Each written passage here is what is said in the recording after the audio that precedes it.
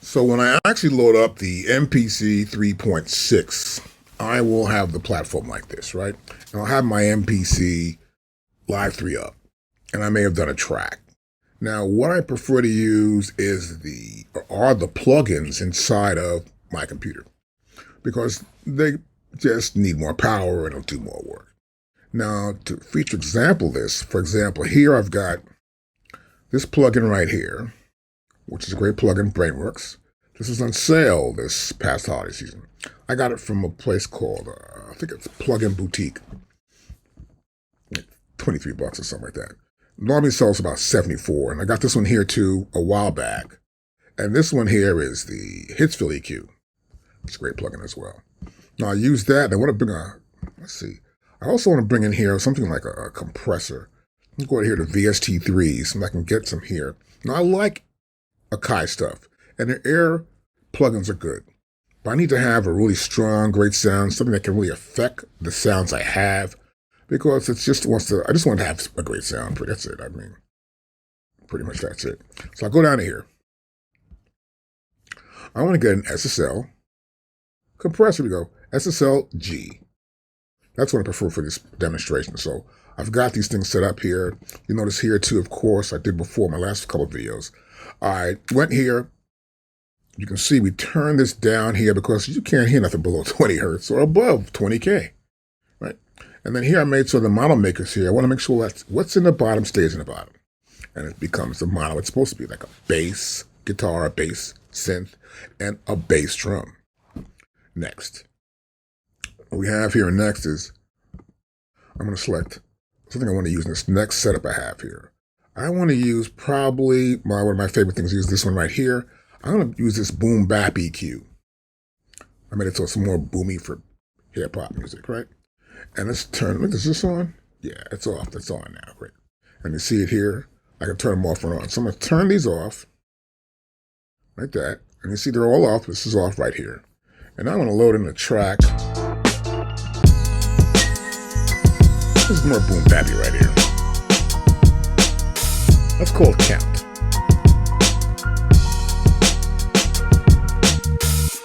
Now I'm going to go to here and load this in. So I make sure I'm in sequence 1, I'm in drum track 1, nothing else is in there but that, all we have is no sequence, just one sequence. I'm going to double click here on the sequence. And now it's loaded in, and the samples are loaded as well. Great. Now I'll play it back from the top. Matter of fact, what's the BPM here? That's 85. We're going to here. I'm going to select 85. Enter. So now it should play exactly the way we heard it.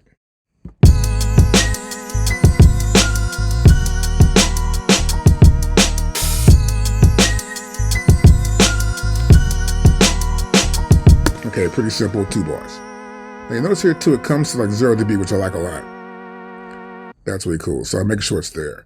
Now here I still have my plugins on here, right? So now what I tend to do is probably bring this down somewhat. I probably want to mix it in any way. And I'm going to come back and play it again. I'm below that's about 3 dB, minus 3 dB. Now I'm going to turn on a plugin. Turn these all on. You heard it automatically there, right? As that sample continues to play out. So I'm going to play it again.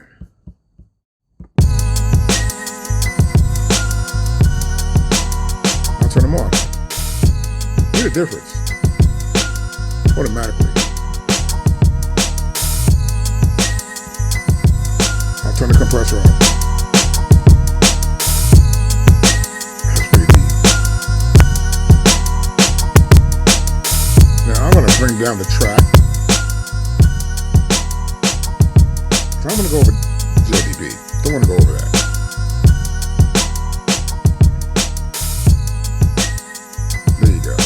Now I'm not going over here. Sometimes it's clipping into that area. I'll bring it down some more. Now here we've got a compressor from Akai. The basic. And the maximizer here. The basic. I'll turn this off. You see how much those plugins added to it. Now let's go back here again. I'm going to turn off this one. I'll turn this back on.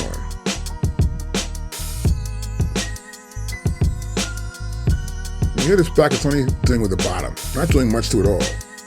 But you see, we're not going over minus 3 dB. It's almost down here near 6, which I prefer it to be. So when I start adding my plugins, now I'm going to add in the EQ.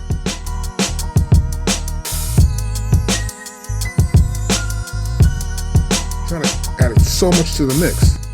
Turn off again. That plugin only costs you about maybe 20, 30 bucks. But it's a quality plugin. I got it on sale. It only may cost about 100 or something, whatever. But the plugins you use make the difference in how your music sounds. I'm going to compress it now. See, cut it down somewhat? Tighten it up. Without it, big sound. And now, I'm going to get to 0 dB.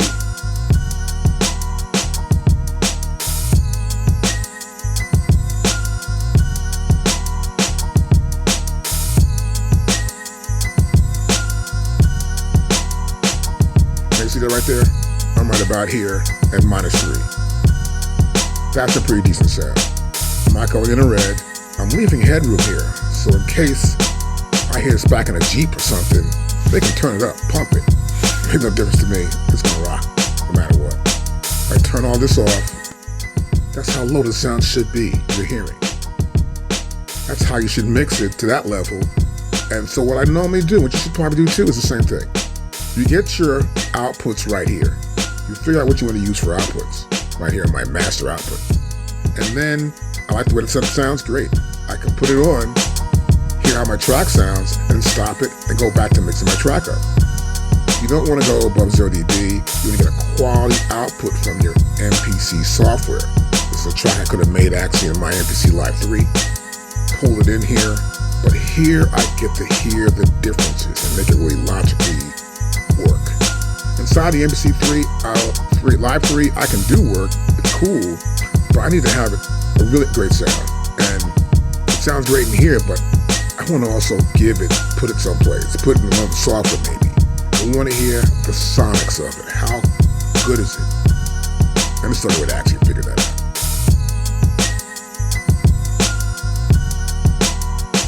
Now I can also I may come in here too sometimes. I'll pull some tape in here. I want it to be warm. My problem is, a lot of stuff today is not warm. It's so digital. I'm going to pull in here. I used to use all this back in the day. It's an Ampex. Let me get my Ampex line up here.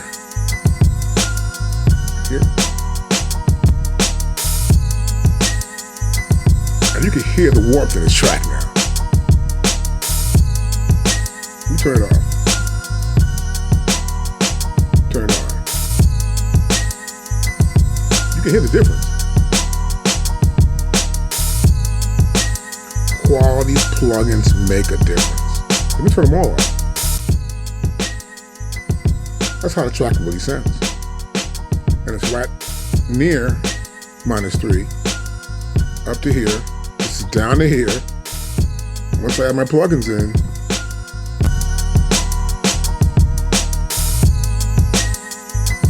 Station sounds good. Stentum sounds good. Now if I want to test this stuff out, right, say, well, what does it really sound like? I can come back into here and say, click on this. I got these sounds going on here. All right. I'm going to get rid of some of this stuff in here. Like, let's get rid of this.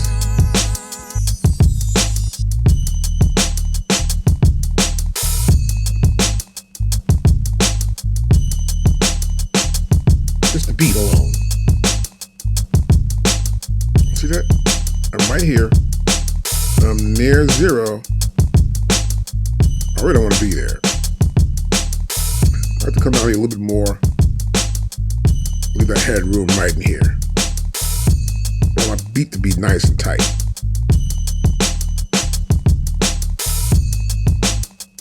That's pretty cool. I can deal with that.